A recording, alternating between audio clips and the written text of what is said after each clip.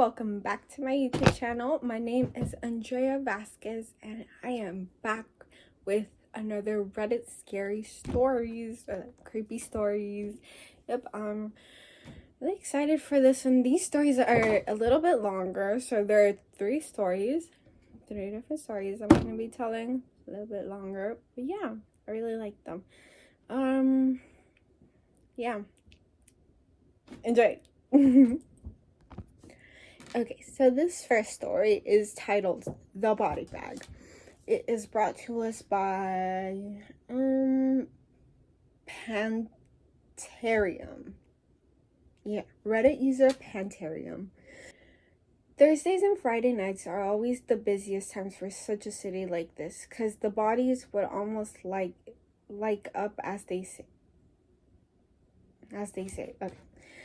There was always a murder or suicide where I lived, because it is a big city known for crime. So, their spelling and their grammar is a little bit weird, so if I struggle, I've, read through this a few times, but it's, a little bit difficult to read. But it's a good story. It's very scary. And if any of the stories... No. Actually, these first two stories that I'll be reading, they do sound very, realistic. The third one... I don't know. I have my doubts, but it's a good story. So yeah. So, bear with me. I'm going to try my best. On a usual night, we would collect from 12 to 15, which was a usual and just not enough morgues to go around. Many bodies were immediately put on ice as to make a sort of a waiting line for observation. One particular night was the night that made me quit my job.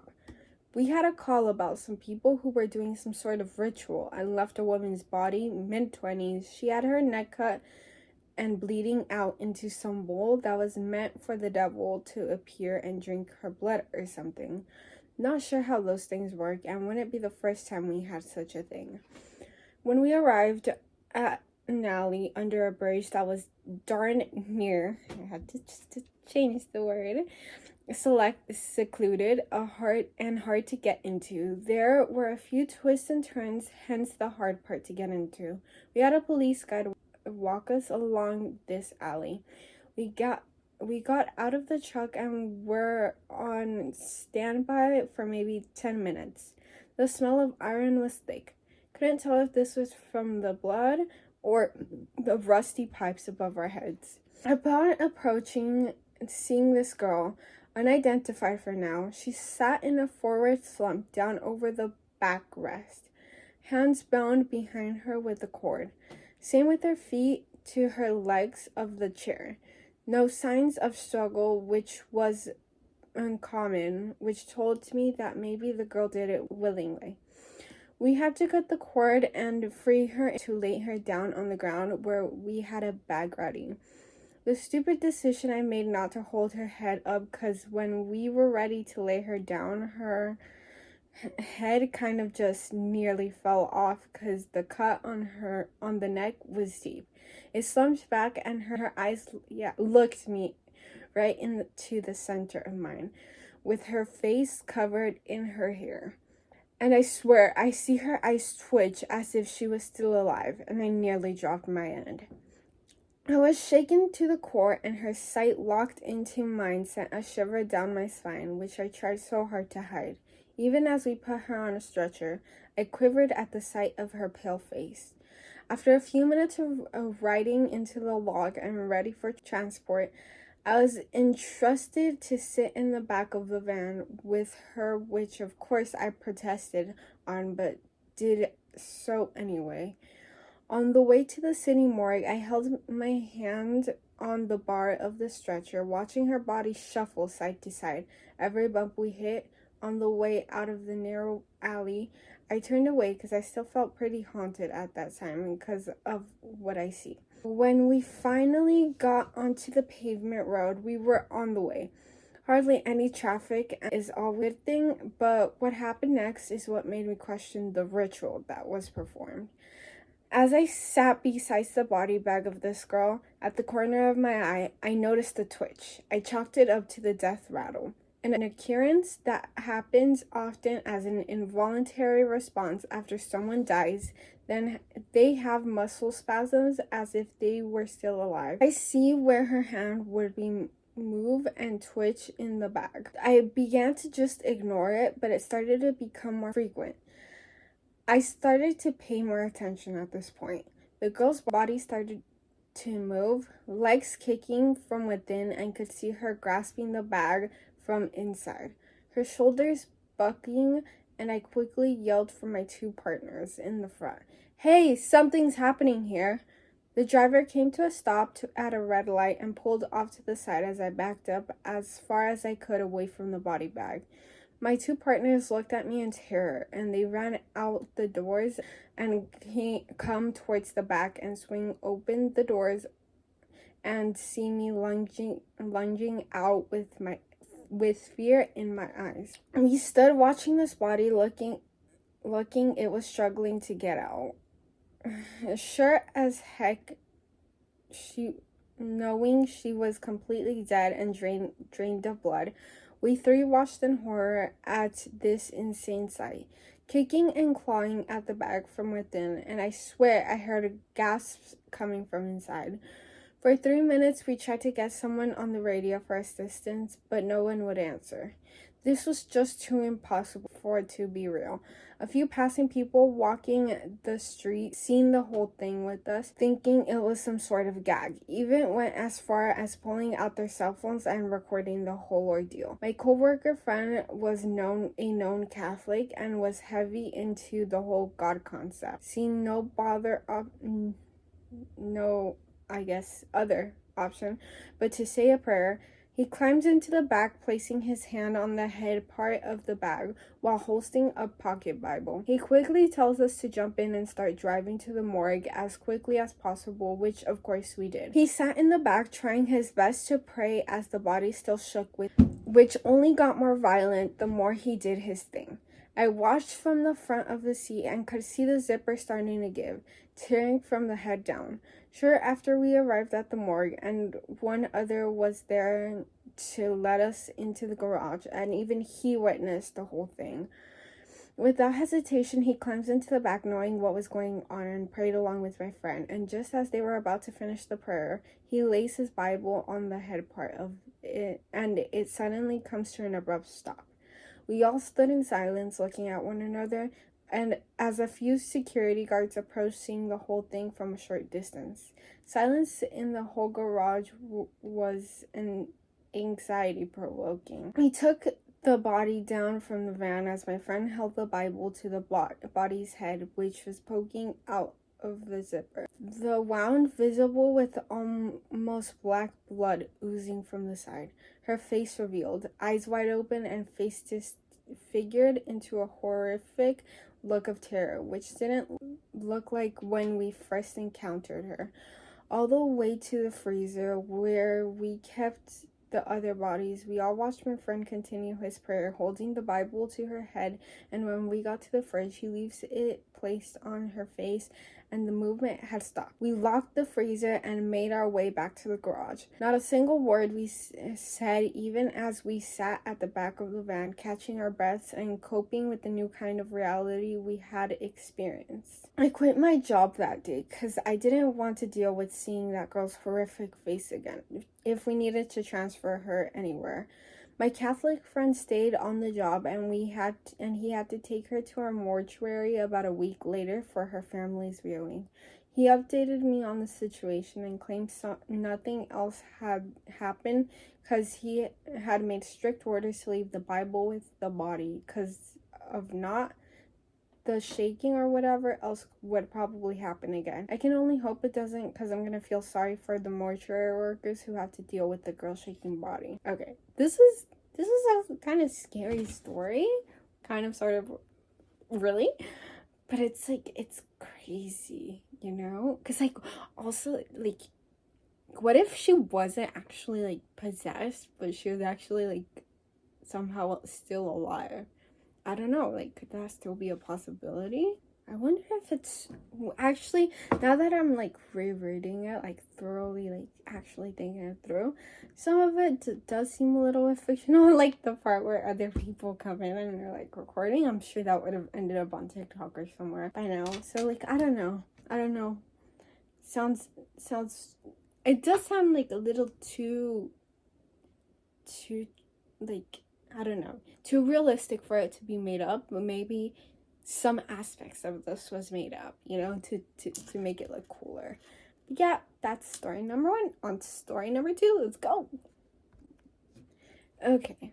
Story number 2 is brought to us by a Reddit user, Educational Craft 79. And the story is titled, My New House has unexpected guests in it.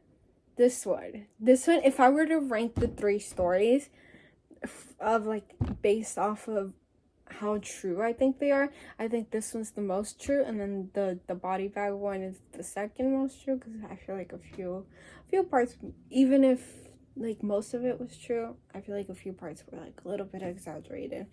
But then the third one, I feel like it's just kind of, even though it's not, the third one isn't scary. It's like creepy, but still, I don't know. I don't feel like, I don't think anybody, or I mean, I don't know. It just, to me, it seems like the third one isn't true. But it's good story writing. It's a good story. So yeah, let's start with story number 2. My family and I have just moved into our new house about a month ago.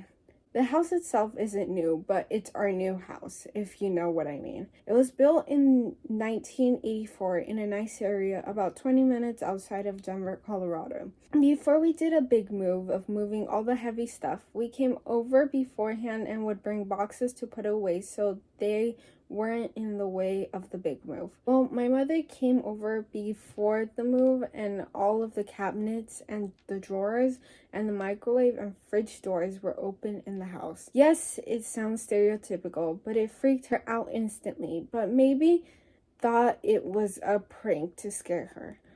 Then, a couple of days later, I come over to bring some boxes, and I heard a door open and close down in the basement, aka my room. I went down to see if anything was down there and did not see a thing. I went back upstairs and I heard it again, open and close. I thought maybe it was a draft or the wind from the windows, because we had opened them to cool off the house because it was hot when we first came to see it. Well, after the big move and everything, it's about a month later and some weird, even creepier shit has been happening. I would come home from work and see someone staring out the front door window, looking at me come in. I thought it was maybe my younger siblings seeing me come in, but when I would ask them about it, they said they never looked out the window to see me, that they would be in their rooms playing. Freaked the heck out of me, but kept it to myself. Last night is the scariest experience by far. My mom and stepdad went up to the hill for the night to gamble, and my siblings went to my uncle's house for the weekend, which left me home alone by myself. At about 8:45, I leave to go get a shake from Sonic and was gone for 20 minutes and came back to all the cabinets and drawers in the kitchen open. I texted my mom to tell her, and she said it happened to her before we moved in. I close them all and go down to my room with my dog and start watching The Sopranos and start winding down for the night. Well, not 10 minutes later, I heard footsteps on the hardwood floors and I start thinking, what the actual heck is going on? I go up and check with my .45 handgun and there's absolutely nothing at all. I start to make my way downstairs again and the footsteps come back. Just normal walking footsteps. My dog picks up on it too and starts growling at whatever is upstairs. I sat on my bed with my dog for hours, listening to footsteps walking back and forth all night until I fell back asleep at 4 a.m. Woke up around 9 a.m. and haven't heard anything since. I'm afraid there's an unwelcome spirit in this house and I need to get it out before things progress and become violent. May God help me get it out. That's so scary. That's why I hate being home alone. I swear. Every time I'm home alone, especially when I'm showering, I'll be like home alone showering and then I'll think I hear like the door open. I'll be like, pause music. Stop. what was that? And then I'll just like yell out, like, because usually my instinct is to yell at my mom's name. I mean, not my mom's name, but I'll usually like yell at mom, or like, mom, are you here, or something. And I won't hear anybody talk back, but I usually just like, since there's like, you know, a gap between the door and the floor, and then there's like a light right in front of the bathroom, so I usually check that to see if anybody like walks by, because you can see like their shadow, but I never see anything, thank God. Yeah, like I've said, I think I said this before in the last video. I think this house, since my parents are like, and like my entire family is super religious, I think this house, like, we won't hear anything ever, because there's so much like religious things here, and like so much believe in God, that we're like that ghosts are like, oh no, we're not going to that house. Yeah, so yeah, yeah, let's go on to the next story. Okay, now the third story. Okay, this one I think is the least realistic, but now actually thinking about it, I mean, I guess people are really creepy. Like I've said, people are more scary than actual ghosts, because they can actually do stuff to you. Okay, it's called It's Okay to Be Afraid by the _poet_cute. I had a neighbor for a few years ago who was your classic friendly neighbor. He'd sometimes bring pies he made over, offer to help shovel the driveway when snow got bad, and he even babysat me as I was growing up, since I lived in my parents' home and we were right next door. One thing, however, always stuck with me weird about him, and that was the fact that he would always tell me, it's okay to be afraid. No context and completely out of the blue. I always saw it as weird, but I just kind of shrugged it off like some sort of weird advice. Another strange memory that comes up is when I went into his house one time for a Halloween party, and he didn't have a costume on, just a t-shirt and jeans. I asked him why he wasn't, and he said, "What do you mean? I'm dressed up as hiding in plain sight." And he started laughing. At that time, I thought it was kind of funny. A little dry, but funny. Before I walked away, he winked and said, "It's okay to be afraid," and disappeared into the kitchen. Again, kind of weird and out of context, but nothing too concerning. The party went on and eventually came to an end like normal. My parents and I were getting ready to head back home when our neighbor comes up to me and says, "Are you afraid of me?" And I was kind of shocked at first, but, well, who asked that? I respond, "Of course not." And he says, yet with a big toothy grin, "It's okay to be afraid, you know? Sometimes it's a good thing." I smiled, said thanks for the party, and booked the is hell a bad word? I'll take it as a I won't take it as a bad word. Booked the hell out of there. A few days later, my parents told me our neighbor needed someone to house sit for him because he was leaving for a road trip. Seeing as I was 16 and unemployed at the time, they figured it was gonna be good side money for me. They volunteered me and told me I'd start the next morning. I was grateful for the money, but in all honesty, something felt off. Ever since the party, I was kind of put off by this guy and his home. I kept telling myself I was just being paranoid and that I could use the money. The next morning, do everything for the money. The next morning, I headed over to the house, but I couldn't open the door. Not because it was stuck or the key was wrong, but my gut just kept telling me not to open it. It felt like someone or something was behind the door, and I didn't want to meet them. I walked back home, but I noticed something strange. In the woods behind our neighbor's house, his car was there. It was clearly trying to be hidden, but it wasn't done very well. Considering he was supposed to be on a road trip, his car would be a pretty key item in the aspect. So he was either with someone else or he was home. I told my parents the situation, and they said that it was strange, but not to worry about it. I wasn't comfortable though. They said that they could go over instead. I thanked them and said that I would go over as long as I wasn't alone. I felt more safe. Well, my father is a big man, about 6'4" or 6'5", and hits the gym daily, and I couldn't be more grateful. When we entered the house, everything seemed normal.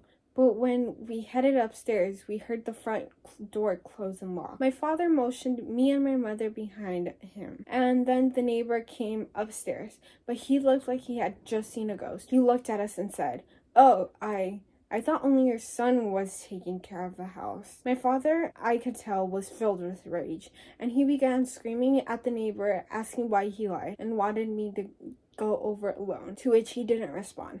My father then tackled him into the ground and rolled him on his stomach like an officer would to a suspect. Our neighbor put up no resistance, and the box cutter fell out of his pocket. He remained silent for a while, and my mom called the cops. Suddenly, he looked directly up at me, opened his mouth, and said, "I knew you were here, but you left. Were you afraid?" I didn't respond, and my father told him to shut up until the police arrived, which he did. The police handcuffed him, and all he said before he left was, "Hey kid, see why it's okay to be afraid?" And he let out this sinister laugh, one of those choking on your own spit kind of laughs. This shook me to my core, and I couldn't stop shaking in fear on the walk home with my parents.